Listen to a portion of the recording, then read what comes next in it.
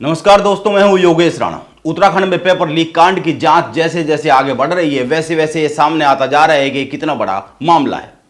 और यह भी साफ होता जा रहा है कि उत्तराखंड में सालों से एक बहुत बड़ा संगठित गैंग सरकारी नौकरियों को बेचने के काम में लगा हुआ था, जिसमें नेता, अफसर, सरकारी कर्मचारी, माफिया और न जाने कौन कौन शामिल रहे हैं। इस पूरे कांड की जांच में हर दिन कोई ना कोई सनसनीखेज जानकारी सामने आ रही है। जैसे ये जानकारी सामने आई है कि आरएमएस कंपनी जिसको पेपर का ठेका दिया गया था और जिसने सबसे जो मुख्य आरोपी है, जिसके मालिक मास्टरमाइंड है, जिसने पेपर को आउट करने का, लीक करने के काम किए हैं, जिनके यहां पेपर छपता था, आयोग ने जिसके लिए साथ अनुबंध किया गया था और वो अनुबंध 2019 में खत्म हो गया था और अनुबंध समाप्त होने के बाद भी 22 करोड़ रुपए जारी किए गए कंपनी को। और भी कई सारी सनसनीखेज जानकारी है, उन पर भी बात करेंगे। इस मामले में ईडी की एंट्री भी होती हुई दिख रही है, वो भी कभी भी हो सकती है, क्योंकि एसटीएफ ने हाकम सिंह की गिरफ्तारी के बाद ही ईडी को एक चिट्ठी लिख दी थी। इसलिए माना जा रहा है कि ईडी इस मामले में कभी भी एक्टिव हो सकती है। ईडी पिछले कुछ माह में पूरे देश में बहुत ज्यादा एक्टिव रही है। विपक्ष के नेताओं और अन्य कई लोगों का कहना है कि ईडी विपक्ष के नेताओं को टारगेट कर काम कर रही है। ऐसा हो सकता है, यह माना जा सकता है, लेकिन एक सच यह भी है, और जो आंकड़ों की जुबानी बोल रहा है, और सच यह है कि, और आंकड़ों का सच यह है कि ईडी ने पिछले 3 माह में पूरे देश में छापे मारकर 100 करोड़ से ज्यादा का कैश बरामद किया है। यह केवल 3 माह में पकड़ी गई काली कमाई है। इसलिए अगर यह भी मान लिया जाए कि ईडी विपक्ष को टारगेट कर काम कर रही है, तो भी यह काला धन तो पकड़ा ही गया है। यह काला सच है।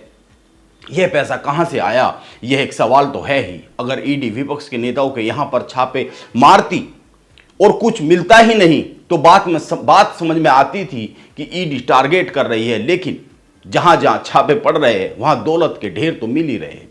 और रही उत्तराखंड में पेपर लीक कांड में ईडी की एंट्री की बात, आप कुछ बातों पर गौर कर लीजिए। इन्हीं बातों से मामला समझ में आ जाएगा। अभी तक की पुलिस जांच और मीडिया रिपोर्ट बताती है कि करीब 200 ऐसे लोग सामने आ चुके हैं जिन्होंने पेपर खरीदे हैं, जो लीक पेपर है वो खरीदे हैं।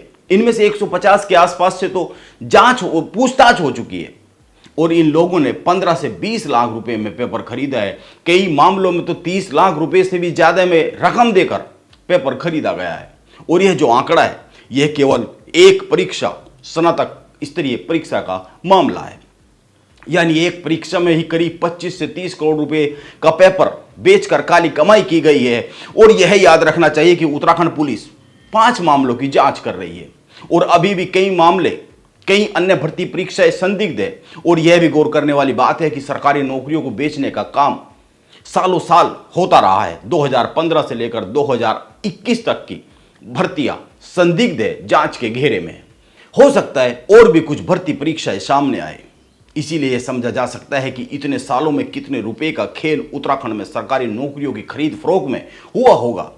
यह कोई बहुत छोटी रकम नहीं है और बहुत छोटा घोटाला नहीं है, बहुत छोटा मामला नहीं है। यह एक सीधी सी समझ में आने वाली बात है।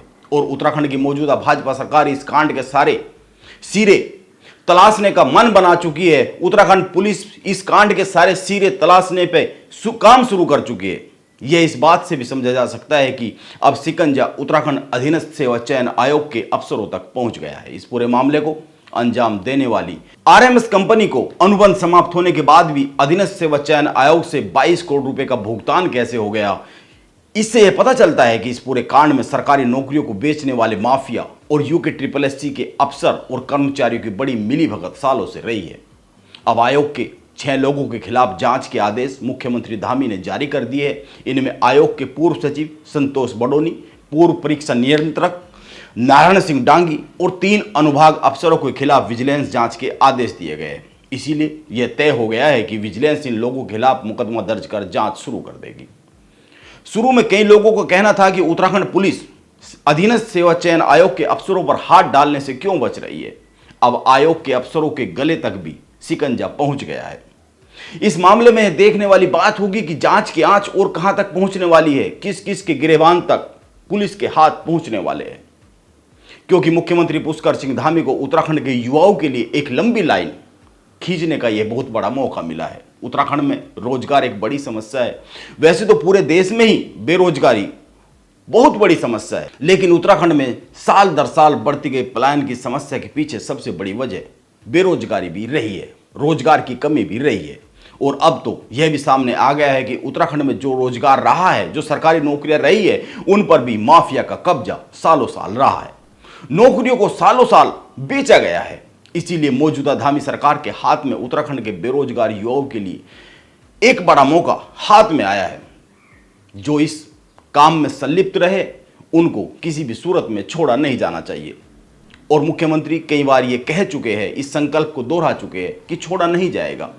यह वक्त एक बड़ा संदेश देने का है जो कि मौजूदा सरकार उत्तराखंड की देती हुई भी दिख रही है। नमस्कार, आप बने रहे मेरे साथ।